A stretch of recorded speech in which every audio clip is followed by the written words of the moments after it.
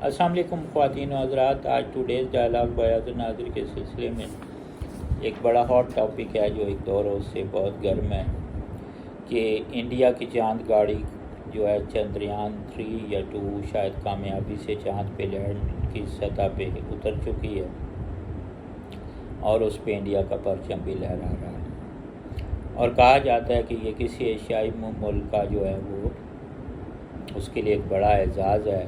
اس سے پہلے شاید جو ہے وہ امریکہ، روس وغیرہ جو دوسری کنٹری چائنا وغیرہ شاید چاند پہ پہلے ہی اتر چکے ہیں، لیکن وہی ہے کہ میں نے آج کی میری 120 لفظوں کی کہانی بھی چاند گاڑی کے عنوان سے ہے.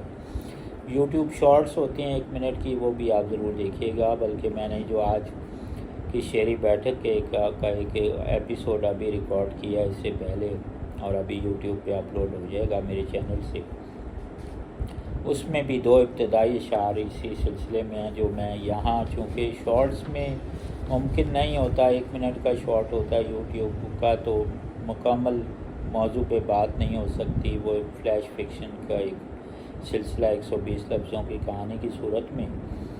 تو آپ کو میں یہاں وہ شعر جو ہے دوبارہ آپ کی خدمت میں جو ہے پیش کرتا ہوں، اور یہ امید ہے آپ کو پسند آئیں گے.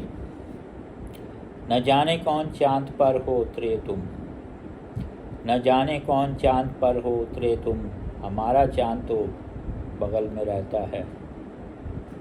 دوسرا شعر ہے اسی موضوع پہ. ہم شاعروں کو چاند بھی کیا دور ہے، ہم شاعروں کو چاند بھی کیا دور ہے، لائے تصور میں ادھر فٹ چھو لیا. اس کے بعد چاند پہ آج کی شعری بیٹھک میں ایک پرانا شعر بھی نظر سے گزرا تھا، وہ بھی میں آپ کی خدمت میں پیش کر دیتا ہوں. نہ چاند نکلا نہ تم ہی آئے، نہ چاند نکلا نہ تم ہی آئے، یوں شب کٹی کاٹنے کو آئے.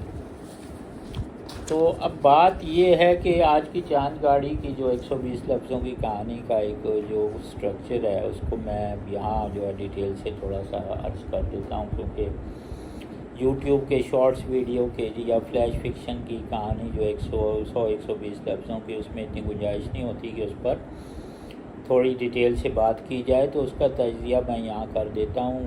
بلا شبہ بھارت کے لیے ایک بڑا اعزاز اور ان کے انڈینز کے لیے یہ ایک بڑی جو ہے خوشی کی خبر ہے، اور اس پہ ہم انہیں مبارکباد دیتے ہیں. لیکن میں نے بطور شاعری ادیب ایک مزاحیہ انداز میں جو ہے اس کو جو ہے وہ اپنا ایک تاثر دیا اس پہ چاند گاڑی کے نام سے.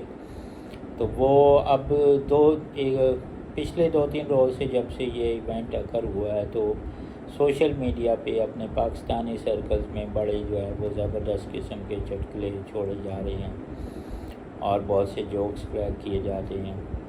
تو apart from all this stuff, تو یہ ظاہر ہے اس سے بندہ سوشل میڈیا جو ہے وہ آپ کی سراؤنڈنگ میں جو کچھ ہیپن ہو رہا ہوتا ہے، اس ٹوڈیز ڈائلاگ کا ایک کچھ حصہ جو ہے وہ سورس ان خبروں کا وہاں سے بھی لیا جاتا ہے.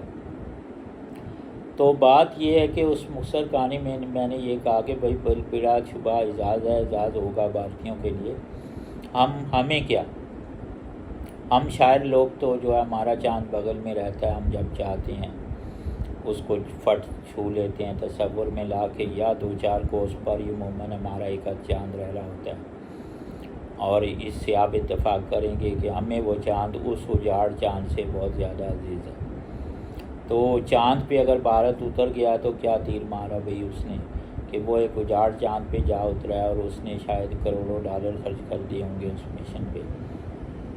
تو جبکہ اصل چاند تو آپ کا وہ معشوق ہے، محبوب ہے، جس کو دیکھتے ہی آپ کی عید ہو جایا کرتی ہے. اور کچھ لوگوں کی عید سال میں جو ہے 365 دن بھی ہو جایا کرتی ہے، مانے یا نہ مانے. پھر ایک اور جو ہے وہ اس پہ جو میں نے وہ بہت زبردست جوک دیکھا، تو کسی نے لکھا تھا کہ بھائی وہ انڈیا جب گاڑی چاند پہ اتری تو انہوں نے وہاں دیکھا کہ وہاں پاکستان کا پرچم پہلے سے لہرا رہا ہے، وہاں ایک پاکستان کا اسپیس شپ پہلے ہی موجود ہے. تو خیر جوکس اپارٹ، تو وہ آخری جو ایک زبردست جوک میں نے اس سلسلے میں جو ہے وہ ابھی دیکھا، وہ کسی نے لکھا تھا بھائی چاند پہ بھارت والے اترے ہو تو اچھی بات ہے، اب اگر تم جو ہے وہ سورج پہ بھی اتر کے دکھا دو تو ہم تمہیں مان جائیں۔ تو بات یہ ہے کہ شاید بھارتیوں کے جو ہے وہ اس بات کو سنجیدہ لینے کے امکانات 1% بھی نہیں ہے، کیونکہ ابھی فی الحال ان کا باربیکیو ہونے کا کوئی پروگرام نہیں ہے۔ ابھی انہیں چاند کی ٹھنڈک اور رومانس کو انجوائے کرنے دیں، اور ایک دفعہ پھر انڈیا کو چاند گاڑی مبارک۔ بہت شکریہ۔